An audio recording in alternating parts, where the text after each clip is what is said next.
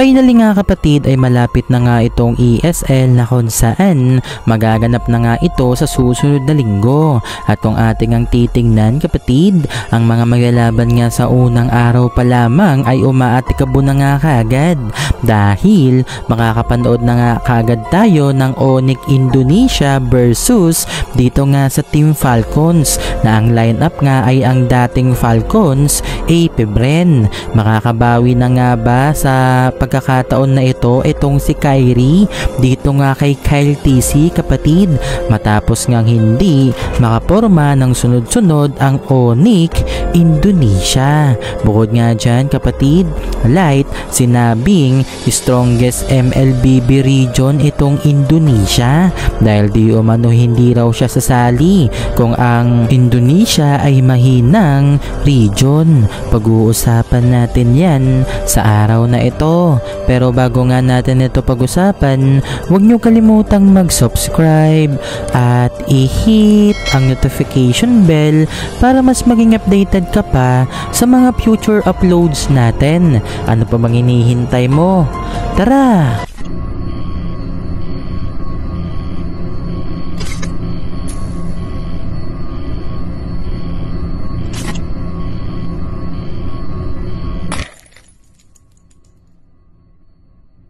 Ngayon nga kapatid ay magaganap na nga itong day 1 ng ESL at magaganap na nga yan ngayong Lunes na nga yan kapatid, February 10. At sa umpisa pa lamang ng mga laban kapatid ay makakita na nga tayo ng umaatigabong bakbakan. Syempre may kita na nga natin kaagad itong si Light na masusubok ang kanyang lakas sa ating pambato kapatid dahil ang kanilang ang makakalaban ay itong koponan ng Onyx PH.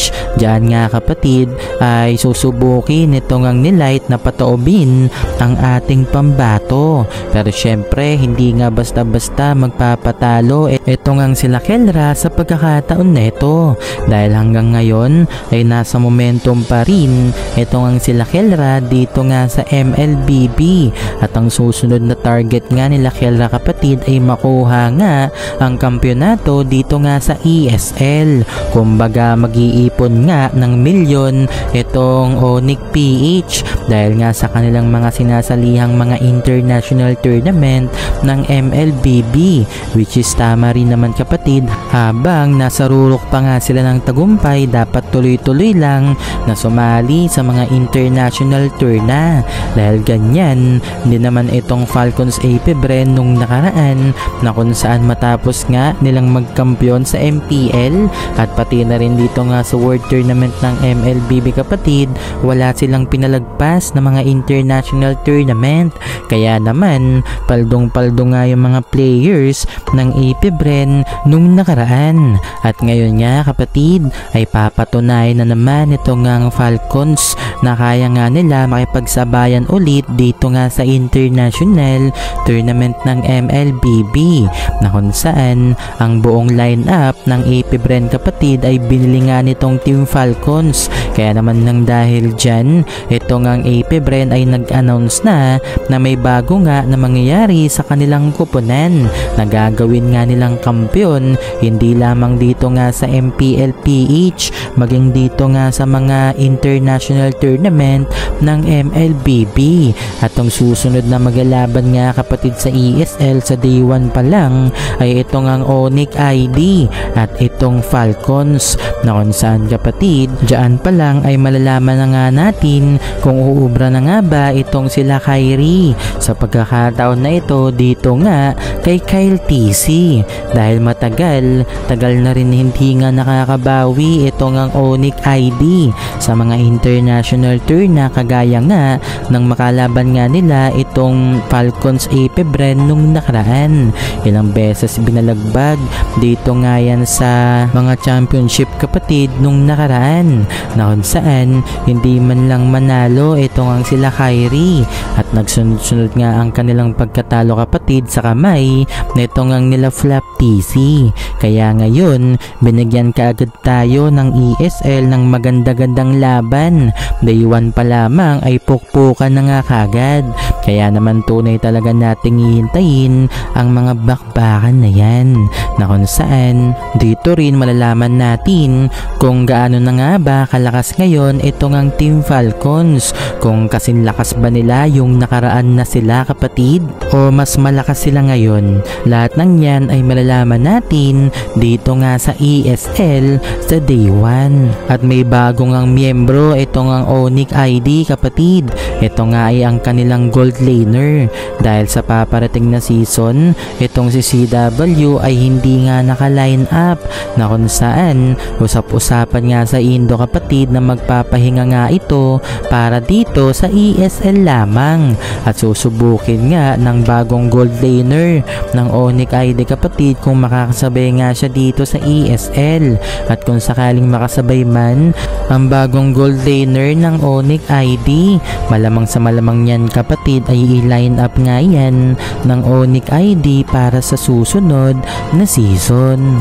Sa pagpapatuloy nga kapatid, ngayon din ay natanong nga ito ngang si Light dito nga sa Indonesia na kung saan kapatid napatanong nga ang mga interviewer dito nga kay Light ng ganito: MPL ID the strongest MLBB region? Ang sagot nga dyan ni Light kapatid ay of course, dahil kung hindi daw siya sasali dito nga sa Indonesia sa koponan ng BTR. At bukod pa nga dyan kapatid, ayon pa nga kay Light ay ang main goal niya raw ay manalo at syempre maging representative nga ng Indonesia para dito sa World Tournament ng MLBB.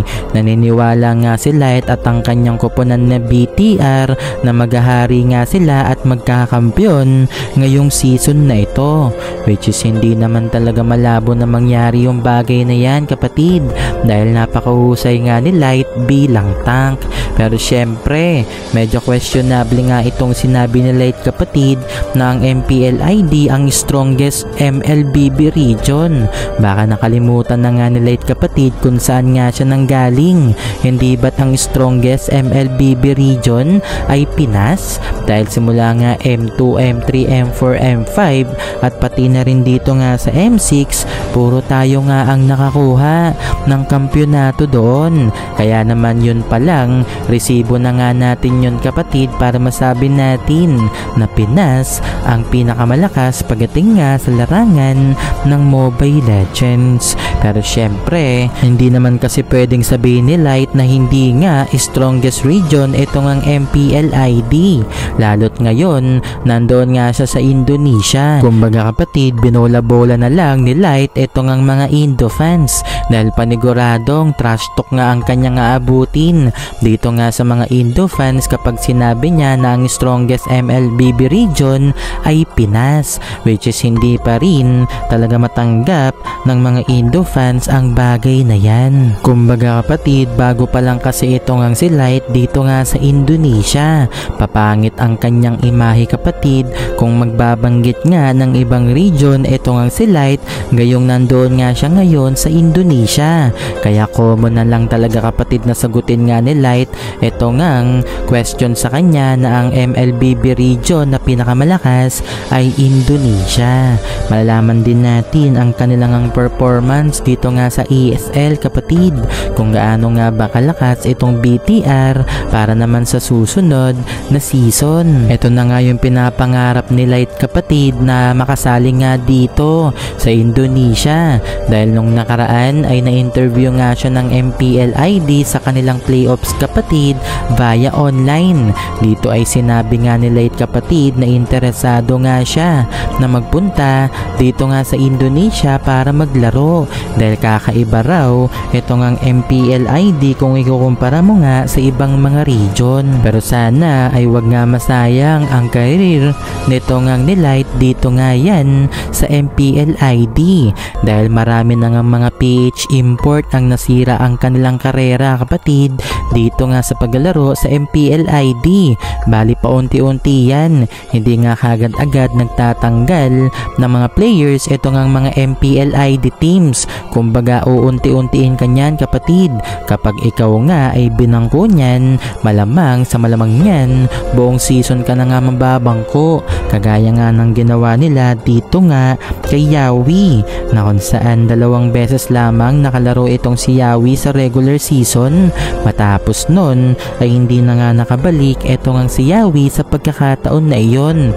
Pero good decision nga yan dito nga sa TLID kapatid dahil umabot nga sa Grand Finals at nakakuha nga ng kampyonato itong ang TLID at bukod nga dyan kapatid, sila rin ang naging representative ng Indo sa World Tournament ng Mobile Legends. So kapatid, ano ang reaksyon mo sa video na ito? I-comment mo sa baba. Maraming salamat.